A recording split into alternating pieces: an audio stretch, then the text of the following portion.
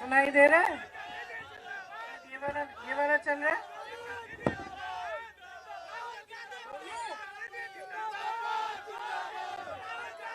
पहले बताओ सुनाई दे रहा है? एक ही रखूं? यही रख लेते हैं, ठीक है। इसको नीचे कर, वो चल नहीं रहा।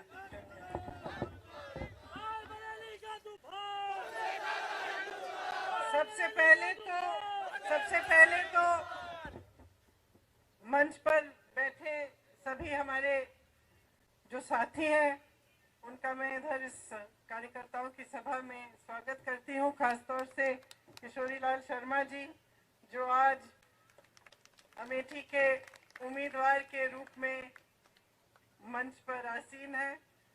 मुझे खास खुशी है इस बात की, और जैसे उन्होंने कहा, मैंने उनसे यही बात की, सच बोला इन्होंने, मैंने यही बात की कि आपने इनसे चुनाव का संचालन मैंने सीखा। जब मैं पहली बार यहाँ 99 में आई थी अमेठी में माताजी का चुनाव लड़ने, उस समय मेरी माताजी शायद एक दिन के लिए अमेठी आई, 5 मीटिंग की, हर विधानसभा में 1 मीटिंग, और बाकी समय किशोरी जी और मैंने उनके चुनाव का संचालन किया और पूरा प्रचार किया। उस समय मैंने किशोरी जी से सब कुछ सीखा, कार्यकर्ताओं के बारे में, किस तरह से चुनाव को संचालित करते हैं, कैसे चुनाव लड़ा जाता है, सारा उस समय सीखा। तो अब जब हमारी बात हो रही थी तो सही है, कह रहे थे कि आप ही लड़ लीजिए ना, तो मैंने कहा देखिए आपने बहुत चुनाव लड़ाए हैं, इस बार मैं आपको चुनाव लड़ाऊंगी और आप चुनाव जीतेंगे। तो मैं यहाँ आई हूँ अपने बड़े भाई का चुनाव लड़वाने के लिए और अपने साथी किशोरी जी का चुनाव भी लड़वाने के लिए। अब आप हमारे प्यारे कार्यकर्ता हैं, मेरी बहनें बैठी हैं, आपकी तो उम्र वही लग रही है जो 20 साल पहले लगती थी लक्ष्मी जी। सब पहचाने हुए चेहरे हैं, आप परिवार के सदस्य हैं। हम सब साथ अलग अलग परिस्थितियों में लड़े हैं, और अगर हम में एक खासियत है हम सब में, तो वो ये है कि हिम्मत है हम में लड़ने की। मैं आपके बारे में ये जानती हूँ क्योंकि हमने चुनाव के समय क्या क्या देखा, किस तरह की लड़ाइयाँ। मुझे याद है एक समय एक बूथ था जहाँ कोई खड़ा भी नहीं होना चाह रहा था पोलिंग बूथ में। उस समय किशोरी जी अपने कुछ साथी लाए थे कि आप खड़े हो जाओ यहाँ पे, बहुत खतरनाक सी परिस्थितियाँ बनी हुई थी वहाँ। और मुझे याद है कि मुझे फोन आया 4:30 बजे कि दीदी आप आ जाओ लेने के लिए, नहीं तो यहाँ पे तो बुरा होने वाला है। तो उस जमाने से लेकर जब बिल्कुल मुश्किल परिस्थितियों में हम एक साथ इकट्ठे होकर दिन रात हमने काम किया और हम लड़े, ये बात हमने साबित की कि यहाँ का जो कार्यकर्ता है, अमेठी का जो कार्यकर्ता है, मुश्किल से मुश्किल परिस्थितियों में खड़ा रहता है, दृढ़ रहता है, मजबूत रहता है और कभी हिम्मत नहीं हारता। क्यों? ये गहरी बात है, आपको गहराई से समझना पड़ेगा कि ये क्षेत्र क्या है और इसका इस देश में महत्व क्या है, इस देश के इतिहास में महत्व क्या है।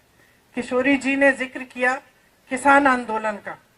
कौन सा किसान आंदोलन?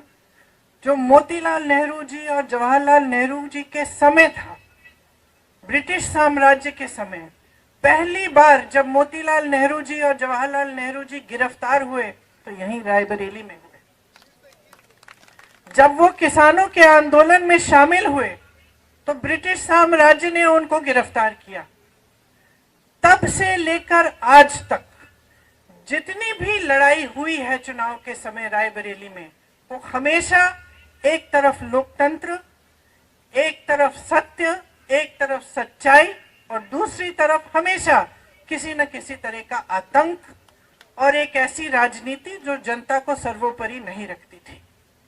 और हमेशा इस लड़ाई में आप खड़े हुए हैं लोकतंत्र के लिए। आपने जिताया है सच्चाई को, सत्य को, और लोकतंत्र के जो मूल हैं, जो असूल हैं, उन्हीं को आपने जिताया है। कभी कभी आपको लगा कि आप नाराज हुए शायद, तब भी आपने सही रास्ता दिखाया। इंदिरा जी जब हारी रायबरेली से तो नाराज नहीं हुई आपसे, उस हार से वो सीखी, उस हार से उनके मन में ये भावना आई कि हाँ, जनता मुझसे नाराज है, मैंने कुछ गलत हो सकता है किया है, और फिर उस पर मंथन करके उन्होंने एक दूसरा रास्ता, अलग रास्ता पकड़ा और अगली बार चुनाव जीती। तो ये आपकी जो भूमिका रही है, रायबरेली की जनता की भूमिका, वो यही भूमिका रही है कि आपने इस देश के लोकतंत्र का प्रतीक यहाँ पे रायबरेली में पूरे देश को दिखाया है। तो आज हम कहाँ खड़े हैं? आज देश की परिस्थितियां जो हैं कई स्तरों पे उनसे अलग नहीं है जो उस समय ब्रिटिश साम्राज्य की ने परिस्थितियां बनाई थी। क्यों? क्योंकि आज देश का जो गरीब है, देश का जो किसान है, उसको एकदम नकारा जा रहा है। जितनी भी नीतियां 10 सालों में नरेंद्र मोदी जी की सरकार में बन रही हैं, वो किसी गरीब के बारे में सोचते हुए या उसकी समस्याओं को सुलझाने के लिए नहीं बन रही हैं, वो बड़े बड़े खरबपतियों के लिए बन रही हैं। और आज ये सच्चाई है कि देश का किसान पिस रहा है, मेहनत करता है, पसीना बहाता है, धरती को सींचता है अपने पसीने से, लेकिन उसकी मेहनत की कमाई उसके लिए पूरी नहीं हो रही है। आज आप जॉब करते हैं या कहीं पे आपकी नौकरी मजदूरी लग जाती है किसी गरीब की, तो जितना भी कोशिश करे, जितनी भी मेहनत करे, काफी कमा नहीं पा रहा है कि उसका जीवन सुविधापूर्ण और अच्छी तरह से बीते।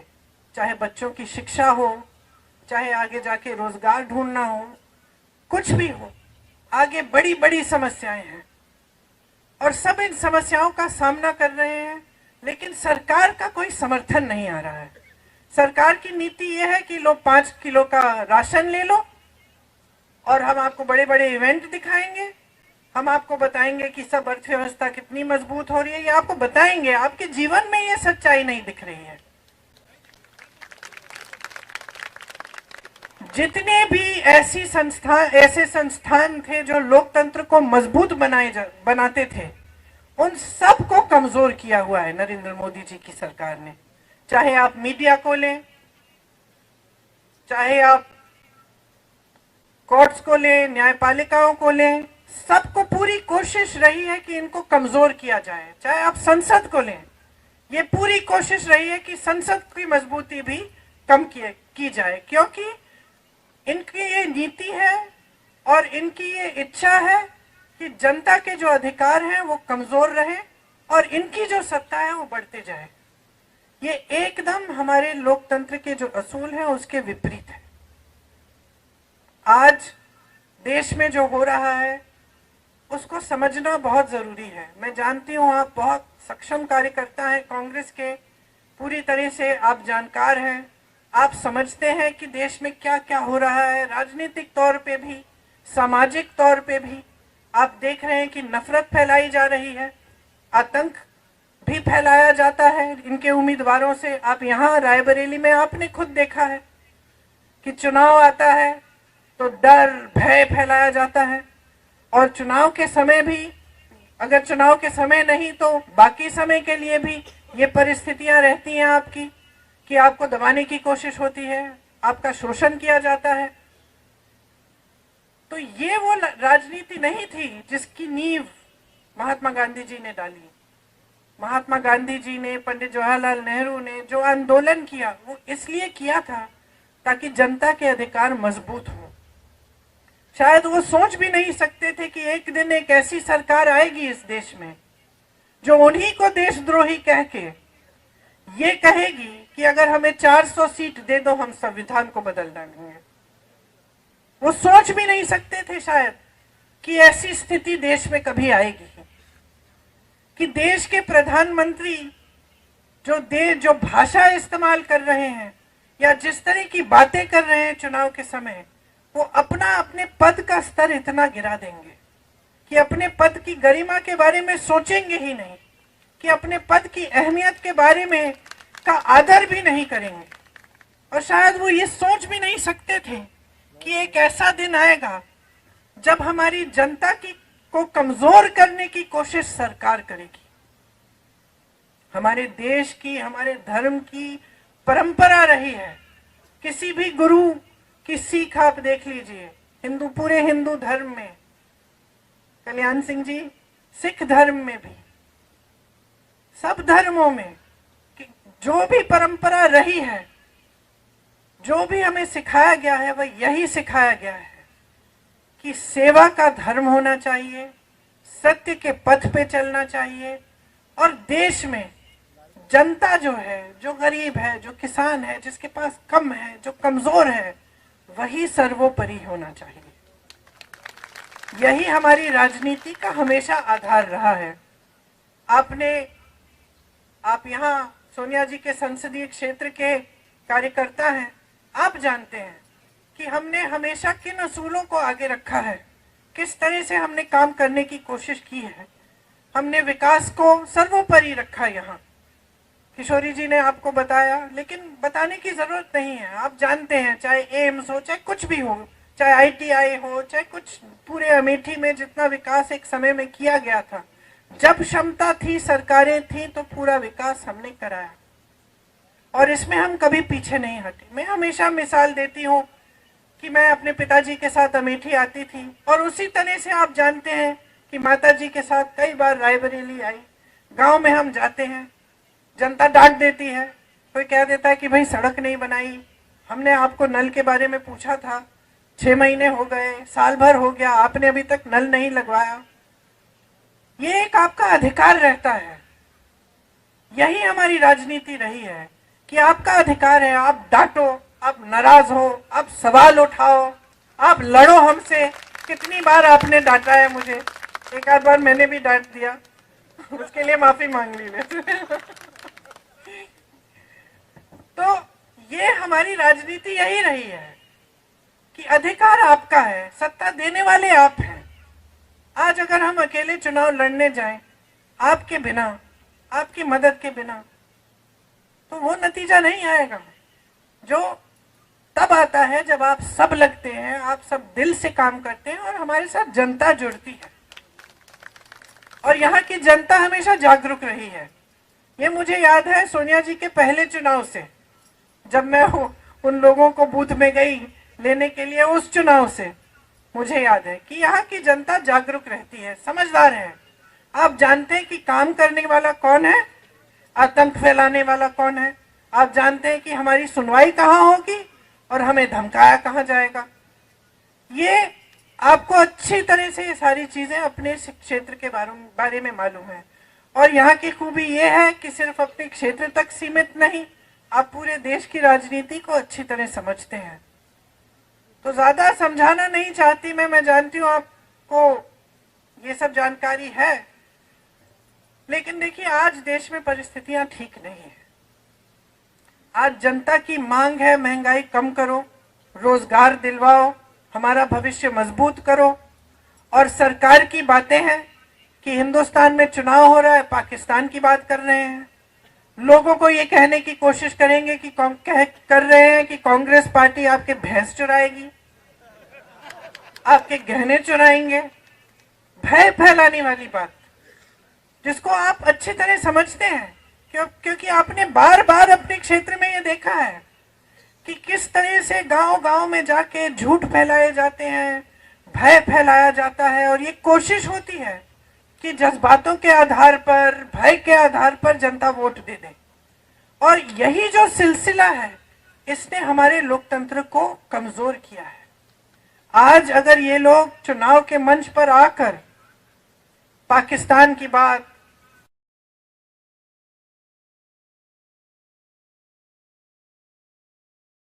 पर आंच आने वाली है या आपको घबराने की जरूरत है, तो आप समझते हैं कि ये इसलिए कर रहे हैं क्योंकि इससे आपके जज्बात उभरेंगे और इनको वोट मिलेंगे। और एक बार इनको वोट मिल जाता है, इनको सत्ता मिल जाती है, तो आपने खुद अनुभव किया है कि 10 सालों में आपके लिए क्या नहीं किया है, क्या किया है इन्होंने। जो जो प्रोजेक्ट ये दिखा रहे हैं अपने इश्तिहारों में, ज्यादातर वो प्रोजेक्ट कांग्रेस के जमाने में पास हुए, तब शुरू हुए, अब जाके बन रहे हैं। परिवारवाद की बात करते हैं, जितने भी लोग ये कहते थे कि परिवारवाद परिवारवाद, अब इनकी पार्टी में देखिए तमाम बेटे बेटियां चाची चाचियां सब इनकी पार्टी में इकट्ठे हो रहे हैं। फिर परिवारवाद की बात कहां गई? भ्रष्टाचार की बात करते हैं। सबसे बड़ा भ्रष्टाचार का तो स्कीम इन्होंने निकाला है, इलेक्टोरल बॉन्ड का स्कीम। इन्होंने तो इसको एक स्कीम बना दी, स्कीम बना दी कि जो भी चंदा देगा भाजपा को उसका नाम गुप्त रहेगा। जब नाम बाहर आए तो इनकी बदौलत बाहर नहीं आए। बाहर आए इसलिए क्योंकि सुप्रीम कोर्ट में केस लगा और न्यायाधीशों ने बोला कि बाहर निकालो लिस्ट, अब सूची देखिए। और ये सब बातें आपको समझानी चाहिए लोगों को, किस किस से चंदा लिया है।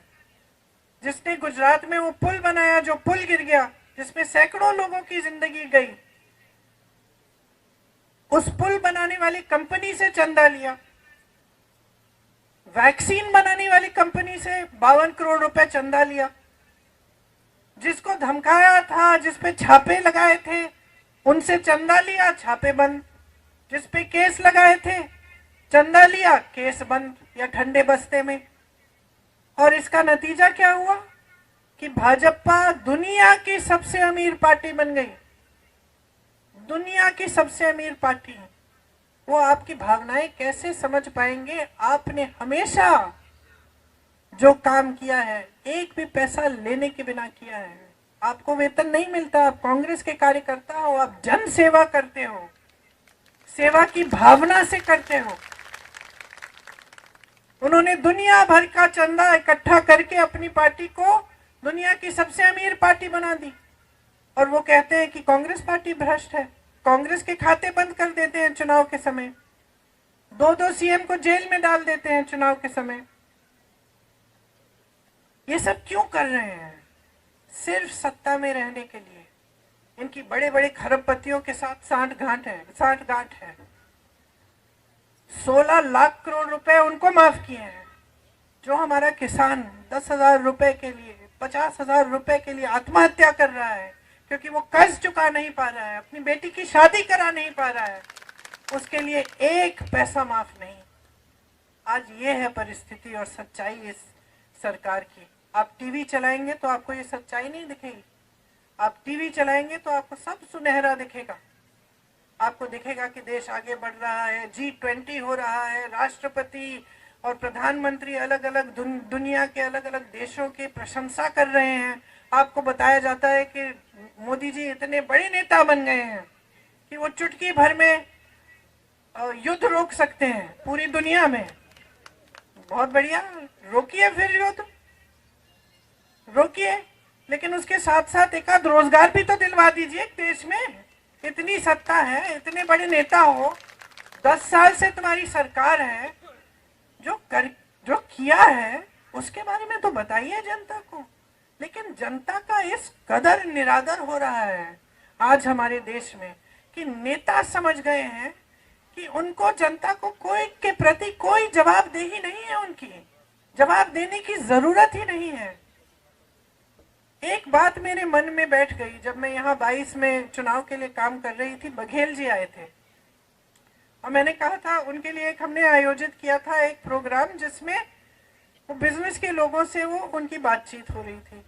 तो उसके बाद जब बघेल जी आए और मैंने पूछा कि भाई कैसा रहा प्रोग्राम, तो बताने लग गए कि दीदी यहाँ एक बड़ी अजीब परिस्थिति है। मैंने कहा क्या? कहते सवाल नहीं पूछते, ज्यादा थोड़े डरे हुए हैं लोग। तो मैंने कहा आपको क्या लगता है क्यों? तो कहते हैं दबाव रहता होगा, सरकार का दबाव रहता होगा। फिर उन्होंने एक बात कही, कहा है कि दीदी हमारे छत्तीसगढ़ में तो एकदम अलग है। मैंने कहा क्यों? कहते देखिए हमारा जब ध्यान काम पे रहता है ना, तो जनता हमको कुछ भी पूछ सकती है। हमें मालूम है कि हमें काम के आधार पर वोट लेना है, तो हमारी जवाबदेही जनता के प्रति रहती है। यहाँ पे क्या परिस्थिति है, उत्तर प्रदेश की बात कर रहे थे कि वोट लेने के समय नेता जानता है कि धर्म की बात करेगा उसको वोट मिल जाएगा, तो एक तरह से उसने अपनी जवाबदेही खत्म कर दी है। क्योंकि अब वो जान गया है कि चुनाव के समय मैं जज्बातों की बात कर दूंगा, मैं धर्म की बात उठा दूंगा, वोट तो मुझे मिलने ही मिलने हैं, तो फिर मैं काम क्यों करूं? तो ये भावना जब किसी ऐसे व्यक्ति के दिल में आ जाती है जिसके पास इतनी सारी सत्ता है कि भाई मुझे काम करने की जरूरत ही नहीं है, बगैर काम किए धर्म की बात करके या बड़े बड़े सपने दिखा के या बड़े बड़े झूठे वादे करके ही मुझे वोट मिल जाएंगे, तो वो काम करना बंद कर देता है जो सही काम है। और उसका ध्यान कहाँ जाता है? अपनी सत्ता के प्रति, किस तरह से अपनी पार्टी के लिए धन इकट्ठा किया जाए, किस तरह अपने खरबपति मित्रों को मजबूत बनाया जाए। और साठ गांठ की बारे में मैंने क्यों बात की? क्योंकि आज देश की पूरी मीडिया बड़े बड़े खरबपतियों की है। जो पैसे, जो धन भाजपा ने इकट्ठे किए हैं, किसके पैसे हैं? कहां से आया है वो धन? जो 16 लाख करोड़ रुपए माफ किए गए हैं इन खरबपतियों को, वो किसका धन है? देश का धन है, मोदी जी का धन नहीं है, वो देश का धन है, वो आपकी संपत्ति है। तो ये सारी बातें आज हमें समझनी पड़ेंगी, क्योंकि अगर हम इन बातों को ठीक से नहीं समझेंगे तो हम बाकी लोगों को कैसे समझाएंगे कि कितनी भीषण परिस्थितियां हैं आज देश में, और हमारा पूरा जो लोकतंत्र है वो खतरे में है। हम बार बार बोलते हैं मंच पे लोकतंत्र खतरे में है, लोकतंत्र खतरे में है। इसका मतलब क्या है? जो गांव में रहता है, जो किसान है, जो गरीब है, उससे क्या मतलब है इस लोकतंत्र का? ये समझाना जरूरी है कि इस लोकतंत्र ने अधिकार दिया है आपको, वोट का अधिकार, जो सबसे बड़ा औजार है जिससे आप अपने जीवन में बदलाव ला सकते हैं या फिर आप अपने भविष्य को अंधकार में भी ढकेल सकते हैं। ये समझाना जरूरी है। ये समझाना जरूरी है कि अगर संविधान बदलेगा, इसका मतलब क्या है? क्या आपका वोट कल को आपको नहीं मिलेगा? क्या आरक्षण कम हो जाएंगे? क्या जो आपके अधिकार हैं, जैसे कांग्रेस ने आपको भोजन का अधिकार दिया, जनता को शिक्षा का अधिकार दिया, इनका क्या होगा अगर संविधान बदलेगा? ये सब बातें समझानी बहुत जरूरी है। बाकी शायद 329 घंटे हैं अभी से लेकर चुनाव तक। 2-4 घंटे हर रोज सोने के लिए रख लीजिए, बाकी सब मेरे हैं। दौड़ाऊंगी, काम कराऊंगी, डांटूंगी, कंधे से कंधा लगाकर आपके साथ लड़ूंगी। और अगर एक सेना है इस पूरे देश में जो लड़ना जानती है, तो ये सेना है।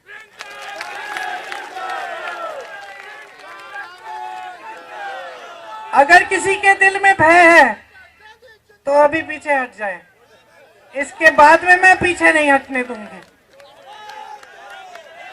हमें लड़ना है, एक साथ लड़ना है, और दोनों अमेठी और रायबरेली में चुनाव जिताना है।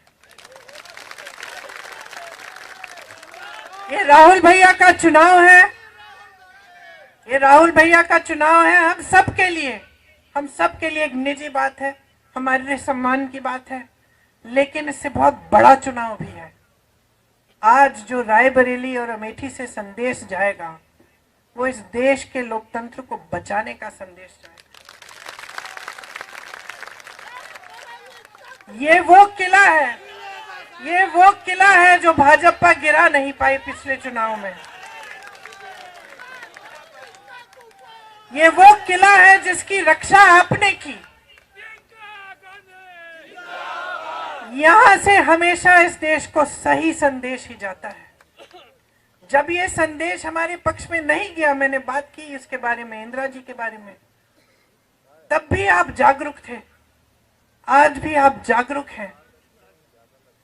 यहां से जो आप संदेश पूरे देश में भेजेंगे उसकी चर्चा पूरी दुनिया में होगी।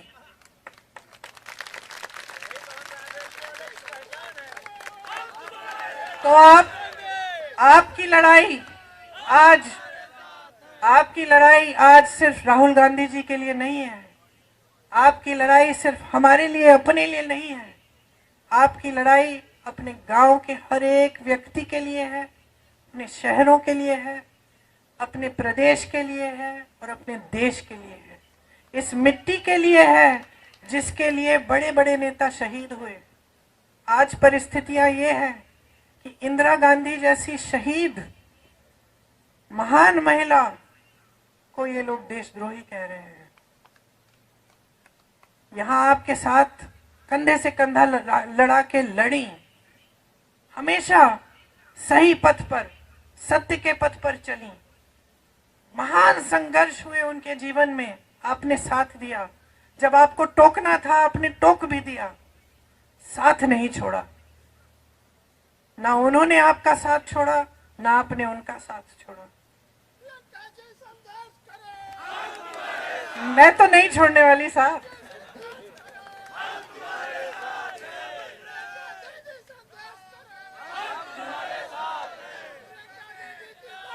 मुझे तो आप बहुत दिनों से जानते हो। अब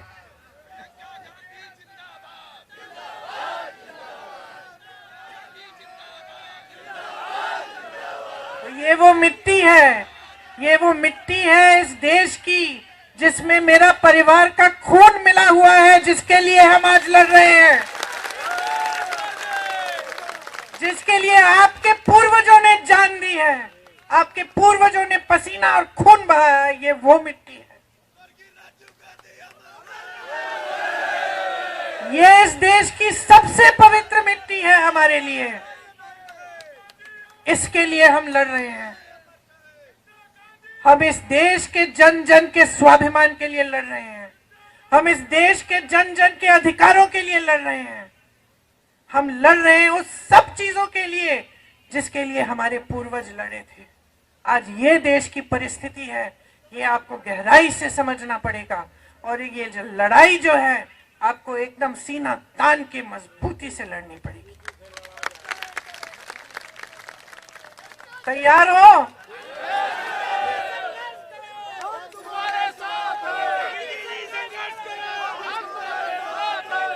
तो अब मैं यहां से हिलने नहीं वाली हूं जब तक 18 तारीख को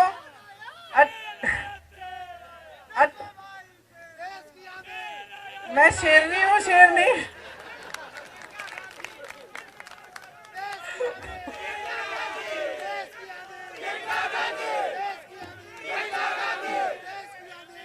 देखिए 18 तारीख को 5 बजे चुनाव आयोग मुझे कहेंगे कि आप चली जाओ। तब तक मैं यहाँ से हिलने नहीं वाली हूँ। हम दिन रात काम करेंगे, हम पूरे दिन भ्रमण करेंगे पूरे संसदीय क्षेत्र के और अमेठी के। रात को हम पूरी आपके कार्यकर्ताओं की मीटिंग रखेंगे। जो भी समस्याएं हैं, जो भी आपकी ज़रूरतें हैं, किस तरह से क्या करना है, आप आके मुझे बताइए। दरवाजे खुले हैं पूरी दिन पूरी रात। मैं आपके लिए समर्पित हूं और मैं जानती हूं कि आप सब इस देश के लिए समर्पित हैं। धन्यवाद, धन्यवाद। एक बार जोर से राहुल गांधी, राहुल गांधी, राहुल गांधी, जय हिंद। शहर कांग्रेस अध्यक्ष से कहूंगा कि हमें